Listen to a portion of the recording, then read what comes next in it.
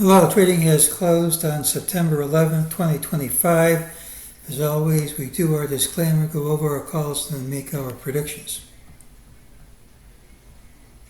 It's my trading plan for Friday, which is September 12th, 2025. As always, it's a plan. I can change my plan. My plan can be wrong, and trade at your own risk. Well, we had mixed signals yesterday. The commonest thing was a gap and prompt move outside yesterday's range. There's the gap and prompt move outside the range. So we got that. We had some targets. 65.4305 was a target that printed. I had a plan. If we hit these lower targets first, I wanted to buy them and then look for a rally to that price, but I said I didn't have anything requiring these to print first. This is just a reminder of what we said. Tomorrow has the early low. Well, we're obviously in a strong bull here. Are these ever going to print? Are we ever going to see this target? And in particular, are we ever going to see the ultimate target? Or are we going to just keep going up?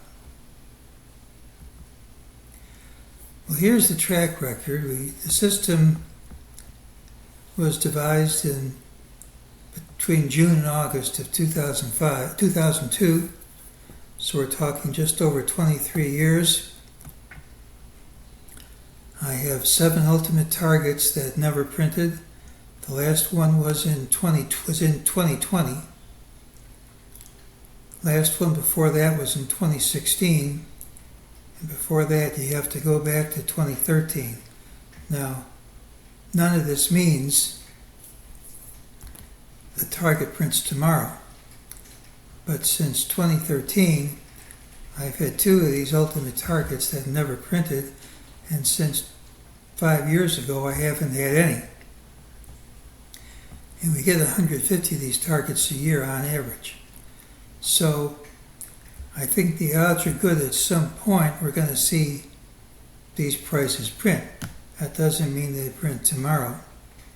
It does mean at some point there should be a top and a pullback. During the day, MEJT identified these blips as false moves, and they've already retraced.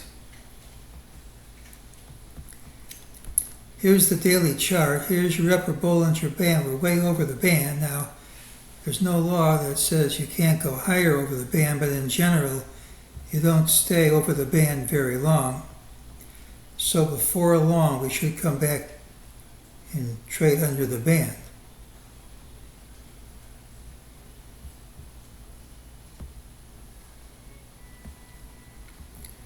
What's the chance that we get that pullback tomorrow?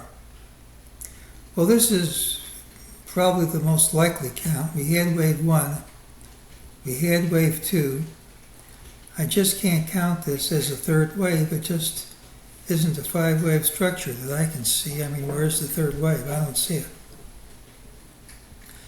So it could be B of 2.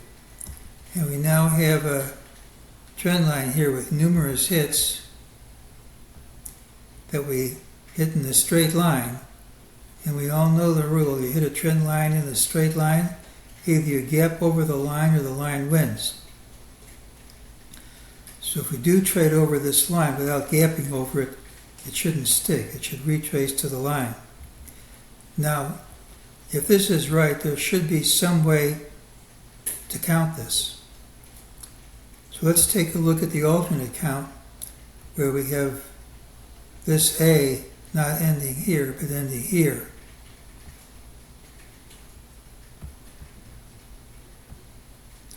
So that would end here. We'd then be making a wave magenta B, and you have in gray A, B, C for magenta B. And if you take the height of A and set it at 50%, the height of B is twice A right there. So we have balance of the waves right at today's high.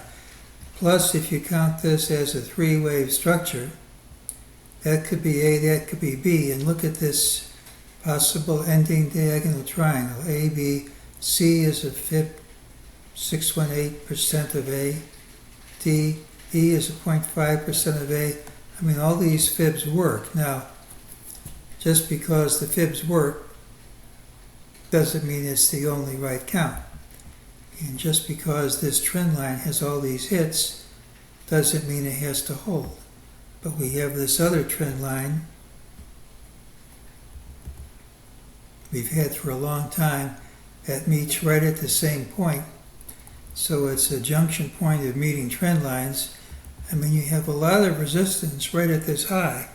Now, we've broken through resistance before, and I can't be certain we're not going to break through it now. But if we are going to pull back, we're over the band. We have the trend line resistance. We have the junction point of trend lines. We have the fibs. This is a great candidate for the pullback to begin. And I think if this isn't the third wave, and I don't think it is, there has to be a pullback at some point. Now, it doesn't have to be a large pullback, and I still think we're going over 7,000. But if we do hold this, I think there could be a sizable pullback, and these numbers should be hit on any pullback, and that's more than 80 handles away. Now, again, it's not a hard and fast rule. There's no time limit on this. But if it is a pullback of any size, you would expect these to print. I mean, it could be the second one that didn't print in 5 years. That's possible. Anything's possible. But I think the odds are against it. So this is a candidate for a pullback to begin, but I think it's a pullback in a bull market, and if we drop enough, I think you should go long. So Friday's pattern is the early low regardless of where we open. Typically it's a rally day with a final hour high. If it's weak, more weakness should follow. We've rallied to a significant trend line, a straight line, and there's wave balance at the high of day. Bulls need to maintain the gap over the high of day to keep the rally going. If that doesn't happen, any advance should retrace to the trend line at some point. I'm going to add one more thing. After this huge rally, we flatlined most of the day, and as soon as big money left, we hit a new high and couldn't even hold it, although we did hold over these highs. Time doesn't run out until tomorrow's open, and it's very easy. If we gap down, we could easily gap under these lows. If I'm right about this, and I've been wrong before, if I'm right, it's more likely than not a guarantee, but more likely than not, that even though futures are unchanged the last time I looked, if I'm right, the odds are good we're going to gap down. And if we do gap down, it increases the chances I'm right. And if we don't gap down, I'm not ready to risk money on it quite yet, even though a good stop would be taking out today's high. So it's the pattern with the early low. Usually it's a bullish pattern, but if I'm right, we're going to drop from the open. It could be a big drop in the first hour or two. And if it is, I think we're in the corrective wave. And if it isn't, then the bull's intact. So we'll have to see if we get the gap and if we move down hard in the first hour or two. And that's today's call.